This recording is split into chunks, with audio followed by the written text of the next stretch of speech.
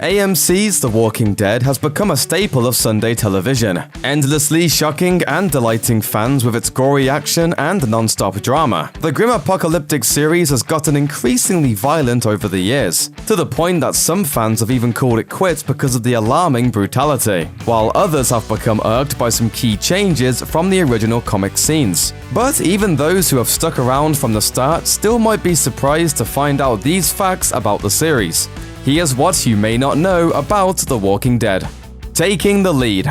In a major case of Hollywood sliding doors, Andrew Lincoln almost wasn't cast as Sheriff Rick Grimes because he accepted a role in another film at the time. But life got in the way. His second child was born shortly before the film was expected to commence production, so Lincoln decided against shooting it after all. He told The Hollywood Reporter, "I got a friend to replace me in this movie, and the next day this script came through from AMC. I must have been on the radar with Frank, and he wanted me to test. It was incredible. What got him to agree to take the audition to begin with," he later revealed, "was the fact that executive producer and show co-creator Frank Darabont was involved. He believed that meant the show could have a real future that made moving his growing family worth it. As he told Rolling Stone, Frank talked us into getting on that plane."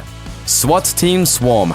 During production on the second episode of the inaugural season, The Walking Dead's cast and crew got an unexpected set of visitors. A SWAT team. Merle actor Michael Rooker was on a rooftop shooting his rifle to simulate a zombie sniper session, but onlookers mistook his behavior for the real deal and called in the cops. I saw people jump and run. They had already dispatched the SWAT team. The officer said, "Please, stand down." It wasn't the last time a false alarm would ring regarding the show. In 2016, a Great Falls, Montana family found themselves swarmed by police after neighbors called in a possible domestic violence incident involving guns inside their home, because they were watching the show loud enough for neighbors to think a big shootout was going down. Pulling pranks. For a show with such grisly material as The Walking Dead, its stars sure know how to have fun when the cameras aren't rolling. Actor Norman Reedus in particular has a long-running history of pranking Andrew Lincoln and others during production. Some of his greatest hits from the thick history book of their prank wars include Reedus filling Lincoln's car vents with glitter, so that it exploded all over him as soon as he cranked the AC. Then there was the time he taught Lincoln to greet Japanese fans with the phrase, "Where's the toilet?" when he wanted to say, "Thank you for allowing me to be here." Lincoln's been known to get him back on occasion too, like when he put Reedus' treasured motorcycle on a boat with a sex doll and sent it sailing to the middle of a lake. But the best is when he gets more precise forms of payback. Believe me, this is the end.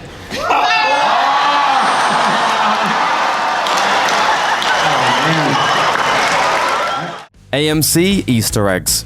The Walking Dead is an Easter egg lover's dream. Because the show is filled with hidden tributes to the original comics, other zombie epics, and plenty more, AMC's sister hit Breaking Bad received some of the most clever winks and references. For instance, there was a Heisenberg blue meth that appeared in a bag of drugs shown in the second season. And let's not forget when Daryl Dixon basically described his brother's dealer, and Jesse Pinkman fits the description to a T.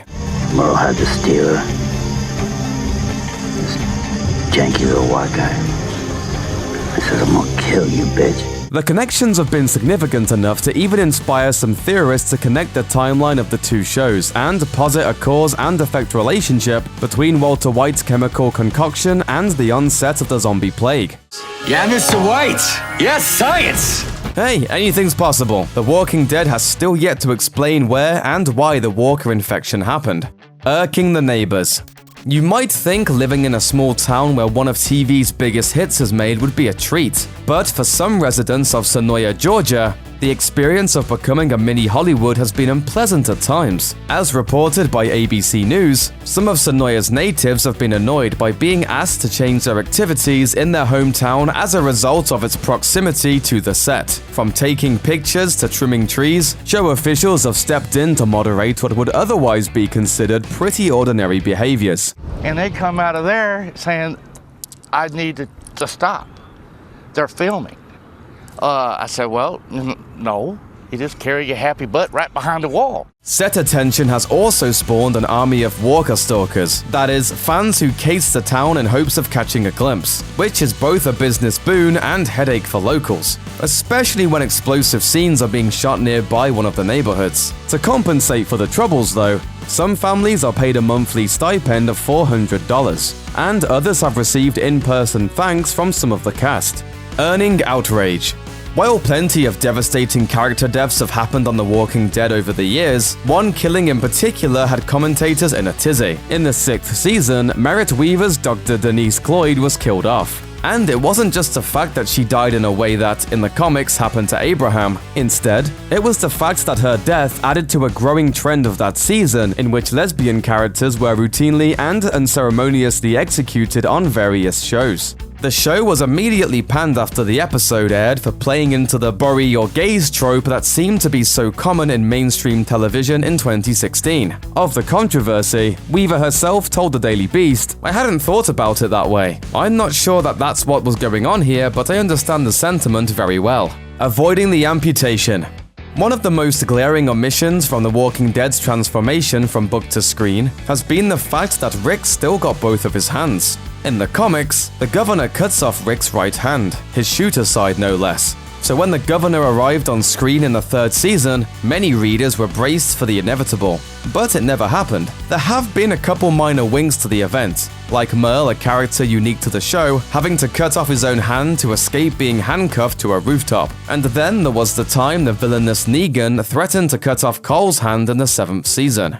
But Rick's still working with 2 fully functional fists. So what gives? In his Reddit AMA series, the comic book's co-creator Robert Kirkman explains the decision as a matter of practicality, saying, "To clarify, I think cutting Rick's hand off when we did was great for the comic. It's just that in another medium, it would be harder to pull off. We cheat in the comic because things aren't moving. You can't do that on the show. You'd see Rick not being able to reload his gun, and things like that. The CGI of cutting off Rick's hand would be expensive, but we did it with Hershel's leg. So if we felt strongly about Rick losing a hand, we'd do it."